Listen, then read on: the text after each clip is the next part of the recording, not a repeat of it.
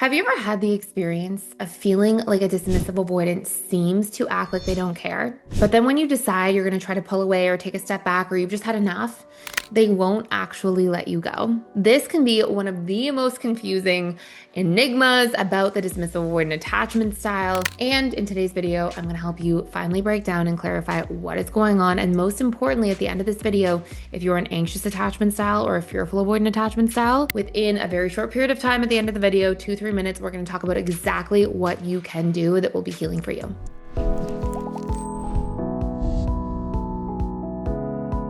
First thing you need to know, dismissive avoidants often act cold, not because they don't care, but because they do not know how to handle their feelings.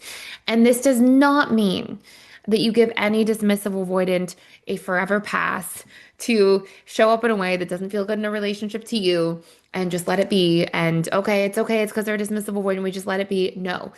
We have to really unpack the understanding and the awareness as to what's going on, and then we can dive into how to handle this in a healthy way based on your attachment style so that you are not caught in this gray area and this kind of ambiguous zone with this person for too long, and really how to know if this person's going to show up and do the work or not, okay?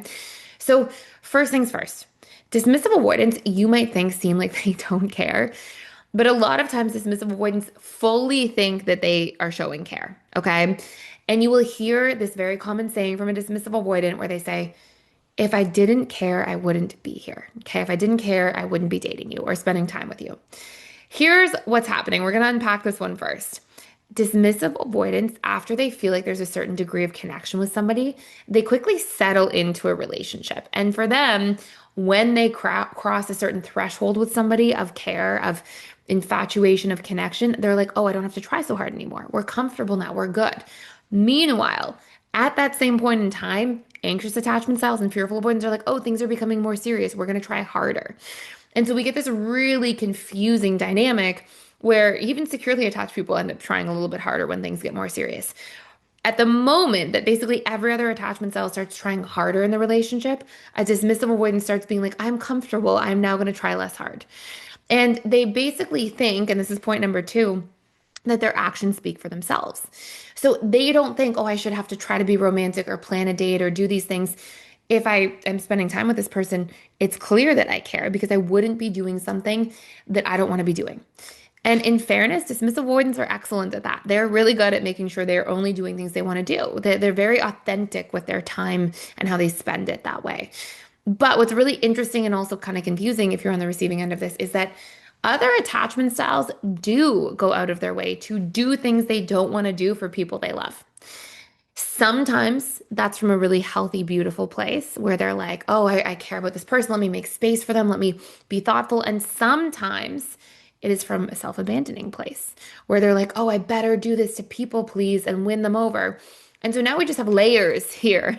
We have somebody who's like, I'm settling into the relationship. I'm going to sort of let the effort go because now we're comfortable, we're good.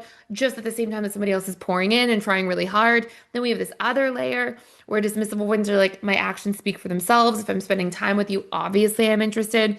That should be clear enough. Somebody else is going, what do you mean? Like if you're interested, you have to show it. And so we have all of these miscommunications that happen so early.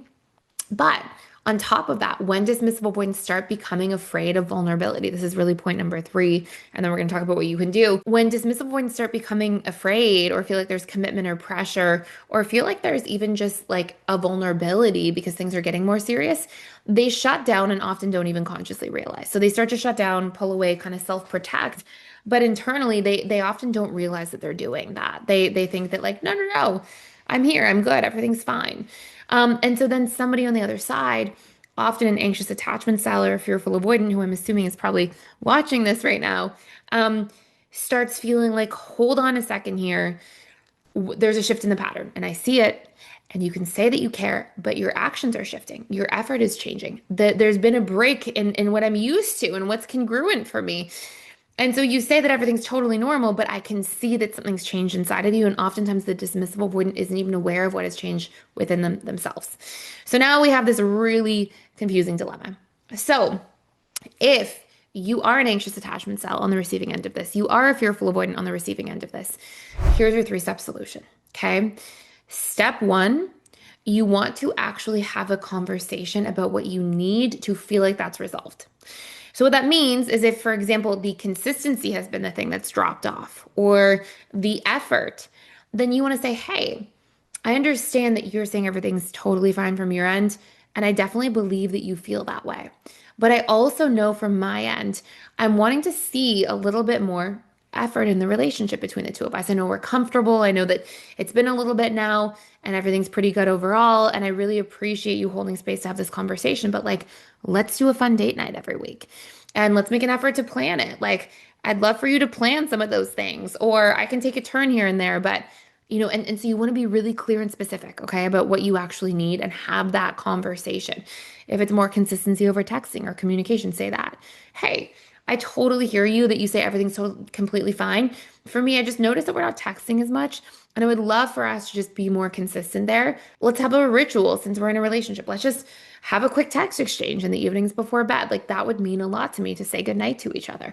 So just get really clear, number one, on what you actually feel like is missing or changing. And number two, tell them what you need. Okay. So that's why they seem like they don't care. The patterns change, but then they don't let you go. If a dismissive avoidant wants to let you go, they will. Okay. If they are interested, but they're not showing it, it's usually one of those three things we just talked about.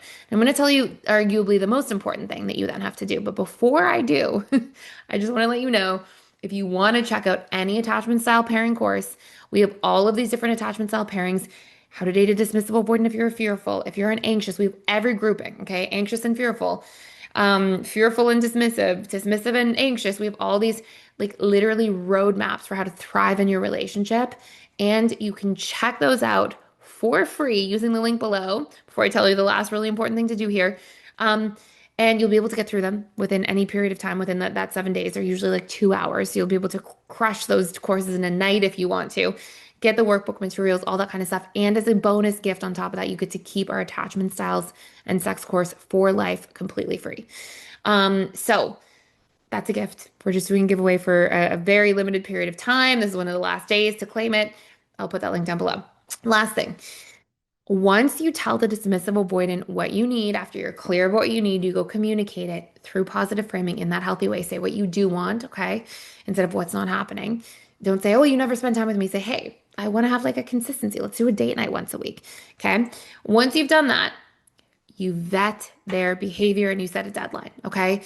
I'll be honest, some dismissive avoidants are amazing. I would honestly say my sample size is biased. I always get the dismissive ones who show up and want to do the work. And when they want to show up and they're consistent, they turn into very healthy, loving, grounded, stable partners.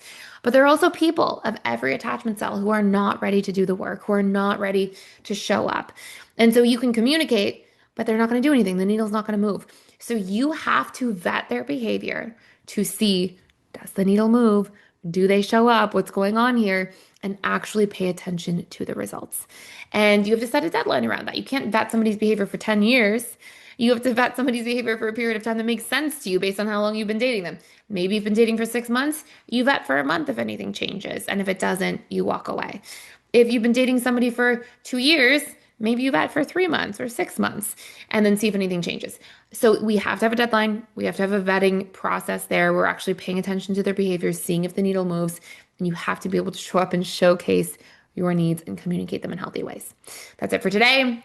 Make sure you don't miss that free gift down below. And thank you for being here. I hope you enjoyed this video. I hope you like, share, subscribe to the channel if you are enjoying these videos. I would super appreciate it, and I will see you next time.